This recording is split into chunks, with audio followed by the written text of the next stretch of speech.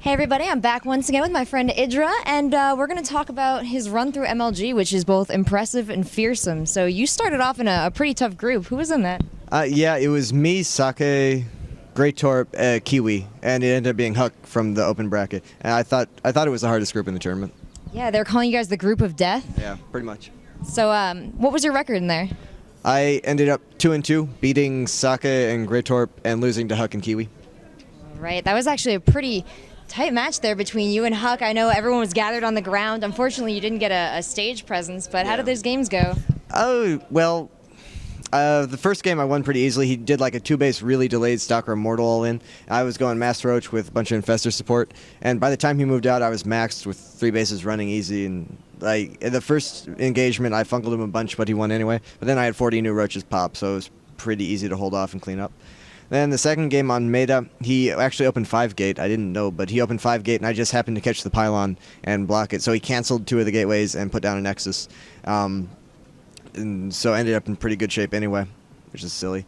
And then it ended up being a long macro game, him just refusing to die, me trying to drop all over and do infestors and counterattacks and a bunch of stuff, just trying to do any damage. Nothing really worked, but I was wearing him down, and I was on like 2 base, and he is just securing another natural in main, and I had a big Broodlord, Ling, Infestor, Baneling army, and I was going into attack, and apparently he hallucinated a bunch of Void Rays. I assumed he had just had a Stargate pumping the entire time, accumulated them, and finally showed them.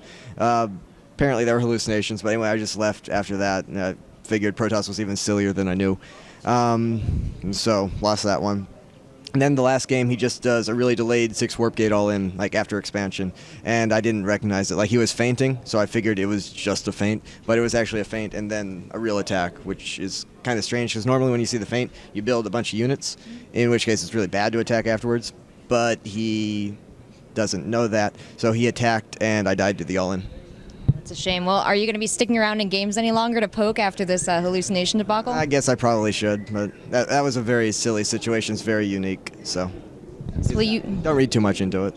No, but you did get your rematch on the main stage in a very let's see, you started off 1 game behind, because what they do is they carry over the score from your last encounter, and you were able to come back from that and then come out ahead. How did those games go? Because I know first we had an issue with lag. So there's a game that most people didn't get to see. Yeah, the first game was on Test Bug, and I'd been watching all his PVZs. He had to play Sheth and then Rhett right before me, and I'd watch all of them. He always opens either Immortals or Void or AirTech, so I just did a really fast 2-base Hydra all in with Creep and Spinecrawlers running up, and he engaged with his Warp Gate army out in the middle, which was kind of weird, and he lost way too many units. And then he had his Robo out in front of his natural, so I was able to kill it really easily with the Hydras. It was a strange placement, but that just kind of sealed it. Then the disconnect game, Shakuris, I opened Roach Infestor again, and he was kind of playing turtly. He was denying scouting really well, so I'm not entirely sure what he was doing. He had a lot of Zealot Sentry Stalker. I assume he had Colossus or Immortal somewhere, but I couldn't see anything. And I just Roach dropped his main, I had Hive up, and I was fungling his army with Infestors. I killed the main Nexus, and then he disconnected, or one of us disconnected. The server went down. And they decided it was close enough that we had to regame. And then the second game, I think he was tilted. He just did the 6 warp gate all in again. And this time I committed more to Roaches, and I had Burrow move in time. He actually left his sentries undefended by the Stalkers, so I just ran up and popped up around them and killed them all, and that was game. That was a large cheer from the crowd when that happened, a really exciting moment. You could feel that on the stage. That was pretty cool. And then the last game was on Scrap Station, and I had seen him play against Rhett on Scrap Station the match before. He did a 2-base Stalker heavy all in. I assumed he would do the same thing because it kind of looked similar going into it. So I just got up enough Roach Hydra in time, didn't build any drones in my third. I had enough units that it scared him off. He tried to pull back and take his own third. I droned up immediately, maxed, went in and attacked him, and I sacrificed on the Colossus, took them out, and then remaxed on Hydraling Roach and just kept pushing and killed him. Your minuscule knowledge of all these little moments that went on in the game is so impressive to me right now that you're able to rattle this off. So I just have to take a moment and appreciate that before we go and talk about the 2 depressing games that really ended a run that wasn't meant to be cut short.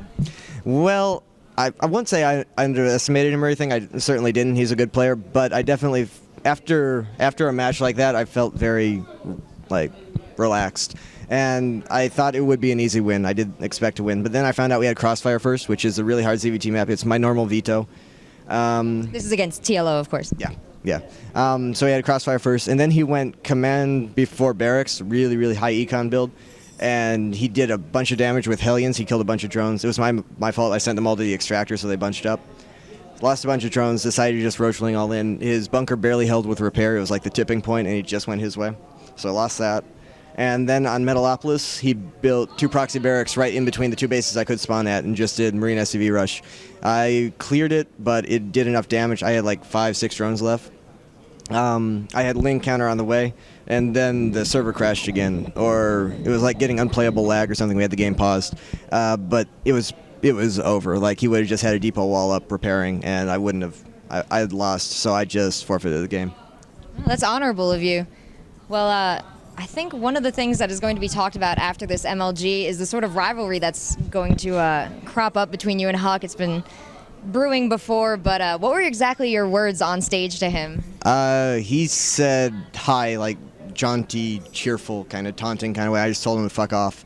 And then afterwards, or after the disconnect, he went like this, and I flipped him off. Yeah, that's what happened on stage. Well, then, in your interview with JP, what did you say directly?